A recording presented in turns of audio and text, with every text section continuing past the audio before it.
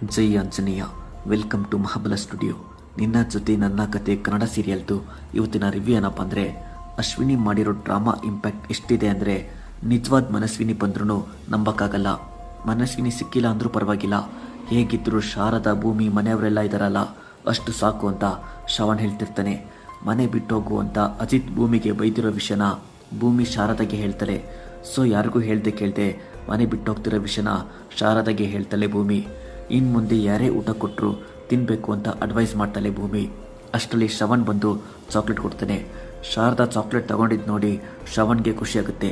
ಇನ್ನು ಮುಂದೆ ನೀವೇ ಊಟ ಕೊಡಿ, ಶಾರದಾ ಇಂಪ್ರೂವ್ ಆಗ್ತಿದ್ದಾರೆ ಅಂತ ಭೂಮಿ ಶ್ರವಣ್ಗೆ ಹೇಳ್ತಾಳೆ. ಅಷ್ಟರಲ್ಲಿ ಪೊಲೀಸ್ ಅಜಿತ್ ಮನೆಗೆ ಬರ್ತಾನೆ. ಅಜಿತ್ ಕೈಲಿ ಗನ್ ನೋಡಿ ಶಾರದಾ ಎದುರ್ಕೊಂತಾಳೆ. ಏನಾಯಿತು ಅಂತ ಎಲ್ಲ ಕೇಳ್ತಿರ್ತಾರೆ. ಗನ್ ತೋರಿಸಿ ಆ್ಯಕ್ಷನ್ ಮಾಡ್ತಾಳೆ ಶಾರದಾ. ಇಮ್ಮಿಡಿಯೇಟ್ ಆಗಿ ಡಾಕ್ಟರ್ನ ಕರೆಸು ಅಂತ ಅಜಿತ್ ನಚಿಕೆತ್ಗೆ ಹೇಳ್ತಾನೆ. ದೇವಿಯನ್ಗೆ ಹೆದರಿಕೆ ಸ್ಟಾರ್ಟ್ ಆಗುತ್ತೆ.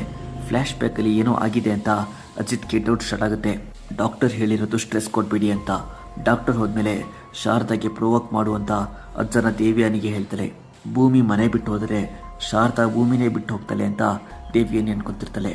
ಅಪ್ಕಮಿಂಗ್ ಸೀನ್ ವೆರಿ ಇಂಟ್ರೆಸ್ಟಿಂಗ್ ಇದೆ. ಫಾರ್ ಮೋರ್ ಅಪ್ಡೇಟ್ಸ್ ಮಹಾಬಲ ಸ್ಟುಡಿಯೋನ ಸಬ್ಸ್ಕ್ರೈಬ್ ಮಾಡಿ. ಜೈ ಆಂಜನೇಯ.